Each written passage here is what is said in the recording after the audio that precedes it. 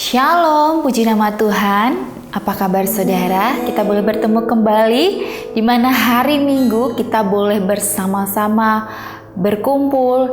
Ya, walaupun kita lewat media sosial, tapi kita percaya bahwa ketika kita sungguh-sungguh maka kuasa Tuhan akan dinyatakan dalam kehidupan saya dan saudara. Untuk itu kita mau persiapkan hati kita mau persiapkan pikiran kita hanya dengan satu tujuan, untuk memuliakan nama Tuhan saja. Mari kita mau datang di hadirat Tuhan, katakan dalamnya kasih-Mu Bapa dalam kehidupan kami, sehingga kami boleh menerima segala yang terbaik. Kami boleh dipimpin sampai hari ini, itu semua karena kebaikan-Mu Tuhan. Terima kasih Bapa. Dalamnya kasih-Mu Bapa, terlebih dari segalanya, pengorbanan yang termulia, selamatkanku dengan darah yang tercurah. Ampuniku atas dosa, ku bersyukur kepadamu, oh Yesusku.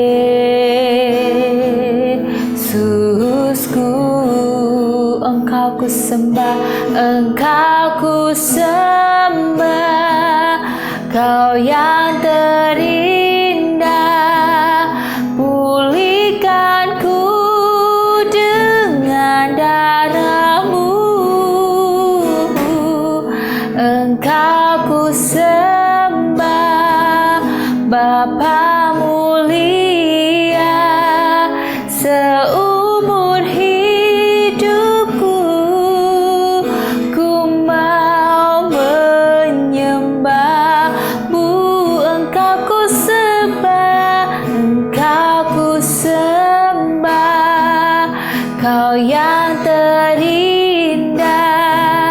Pulihkanku dengan darah-Mu, oh Tuhan, Engkau ku sembah, Bapa mulia. Seumur hidupku ku mau menyembah-Mu, Engkau ku sembah, Engkau ku sembah, Kau yang terindah.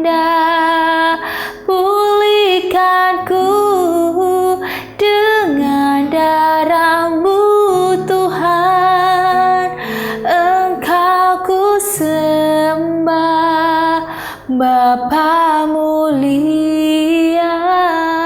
Seumur hidupku ku mau menyembah-Mu.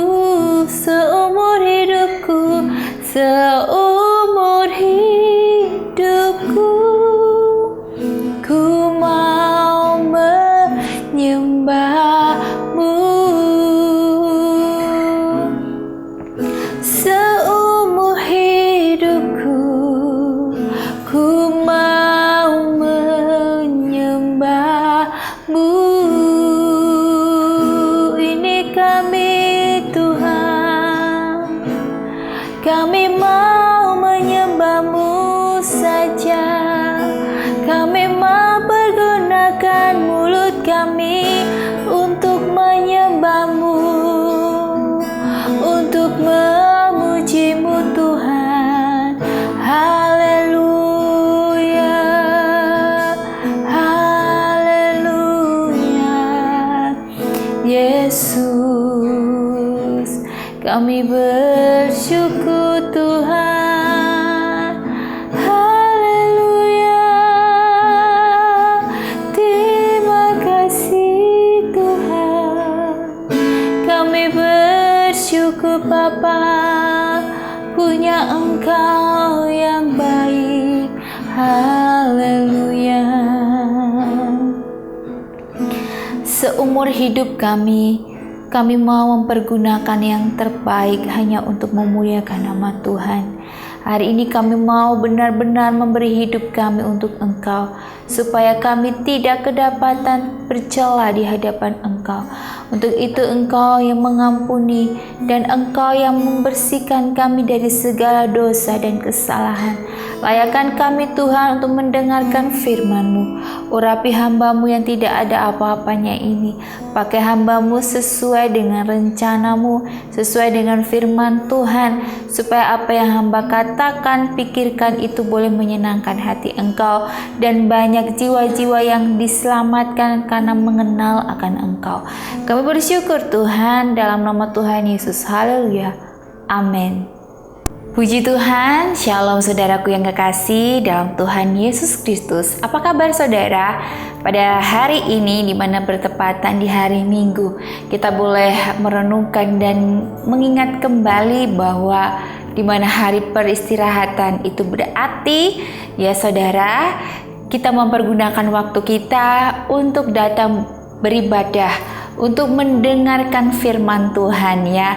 Karena saya yakin bahwa saudara sedang dalam masa liburan ya, 1 minggu libur, sibuk dengan aktivitas dan pasti rasanya capek ya saudara. Tetapi di sini Tuhan selalu mengingatkan bahwa apapun yang kita lakukan itu kita harus mengandalkan Tuhan, dan juga sesibuk secapek apapun kita mengingat Tuhan. Jadi jangan sampai saudara hari-hari ini karena capek, karena kesibukan kita melupakan Tuhan. Tetapi di mana ketika kita walaupun capek, sibuk, tetap kita mengingat akan Tuhan. Karena saudara sampai sekarang ini bisa bernafas, dikasih sehat, bisa makan enak, bisa jalan-jalan, bisa memiliki fasilitas di dunia ini. Itu semua semata karena kebaikan Tuhan. Untuk apa sih? Untuk kita nikmati. Ketika kita dikasih sehat, ya kita mau berikan yang terbaik buat Tuhan. Saya selalu berkata kepada Tuhan setiap hari ketika saya berdoa, saya selalu bilang, Tuhan kasih kami sehat. Saya sehat supaya saya pergunakan hidup saya untuk memuliakan nama Tuhan. Maka di situ ada kekuatan-kekuatan yang Tuhan kasih. Walaupun mungkin badan agak sedikit gak enak, tapi kita mengingat lagi bahwa Tuhan selalu menyertai ketika kita memberikan hidup kita hanya untuk Tuhan. Dan hari ini kita mau belajar bersama-sama tentang firman Tuhan di Roma 5 ayat 1 sampai ayat yang kelima. Kita mau baca bersama-sama.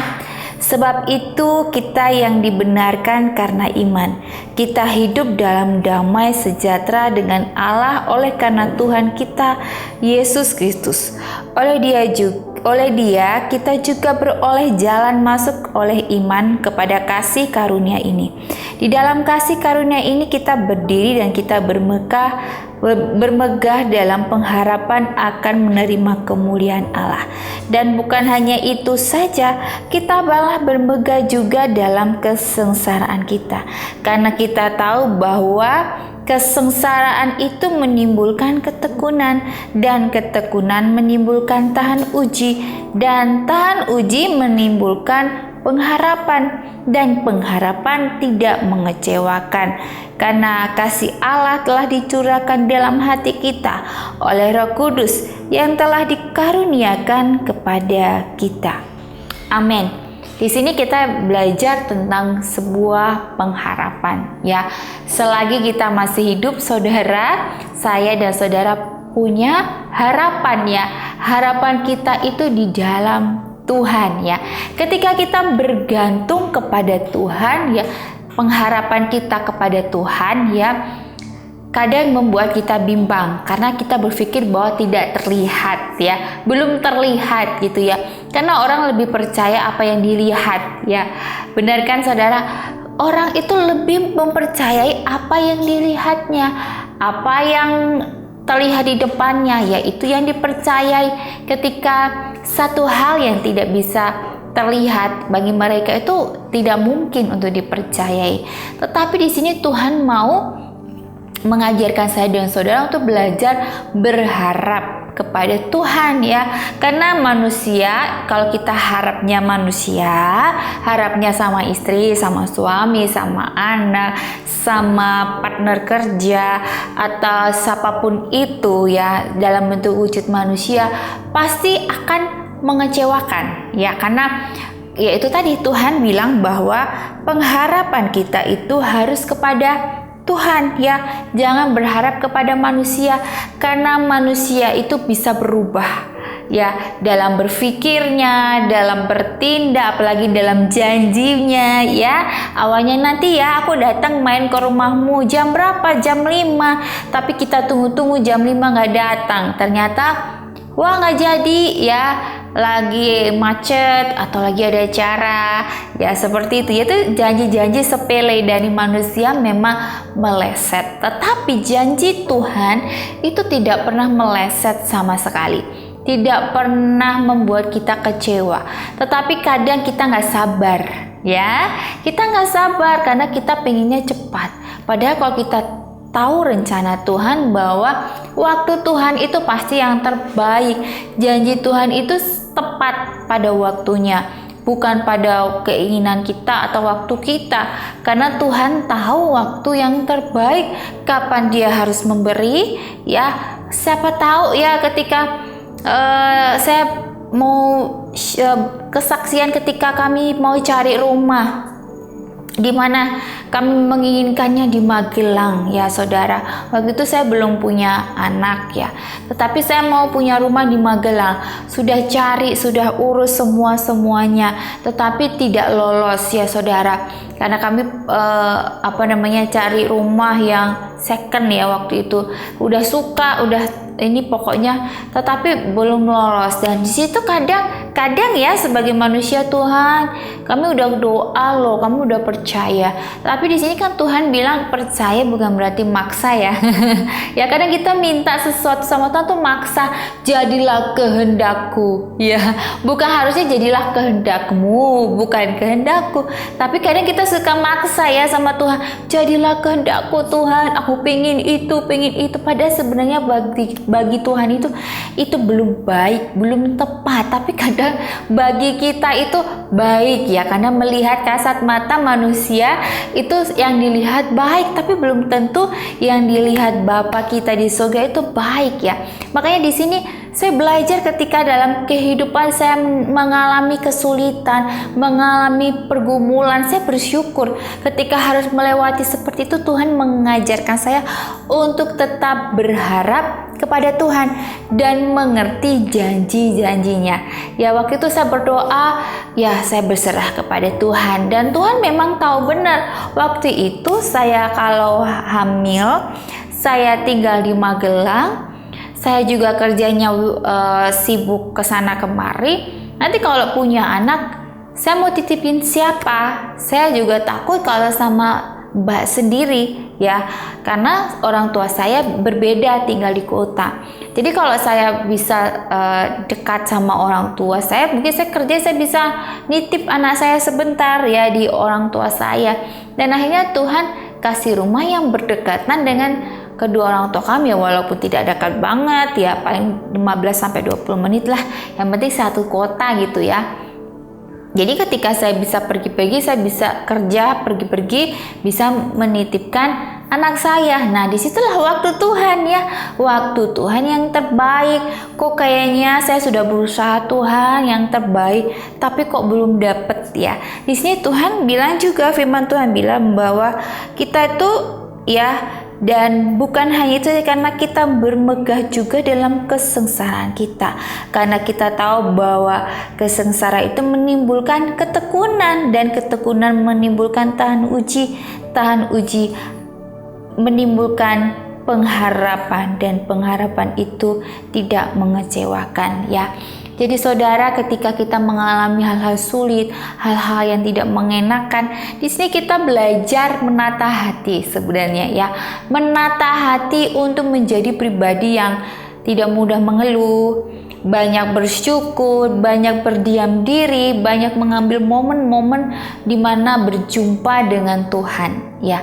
Karena dari situlah ya ada kekuatan untuk melewatinya.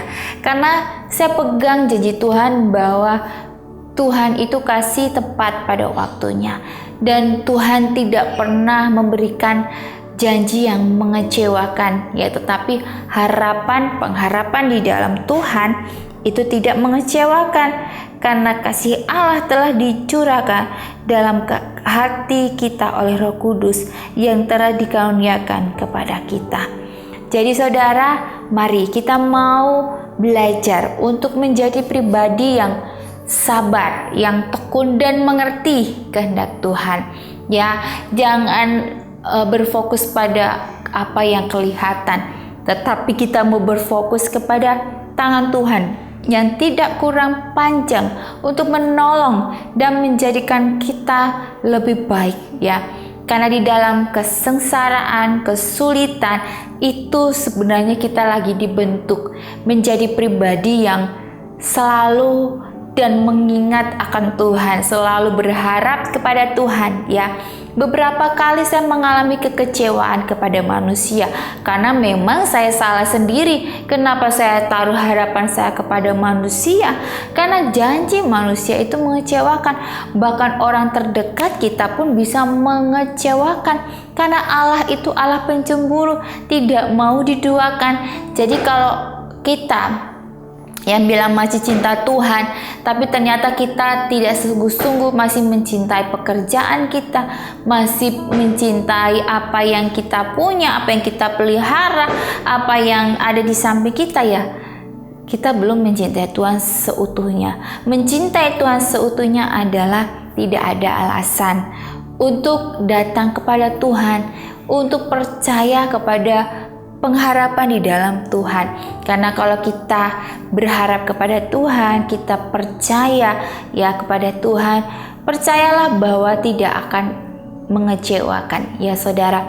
Untuk itu mari jangan lagi kita belajar untuk mempercayai manusia, tetapi kita mau belajar mencintai Tuhan, belajar percaya kepada Tuhan yang tidak memberikan kekecewaan dalam janjinya. Tuhan kita tuh setia, dia tidak pernah berubah. Dari dulu sampai sekarang Tuhan Yesus itu gak pernah berubah. Janjinya ya dan amin sampai sekarang ya. Janji manusia bisa berubah, mungkin dia juga bisa lupa ya. Ya itulah manusia, karena manusia memang punya cacat celah, punya banyak kesalahan dan tidak sempurna. Tetapi kalau kita percaya kepada Tuhan, kita akan menjadi kuat dan janji-janjinya juga tidak akan mengecewakan.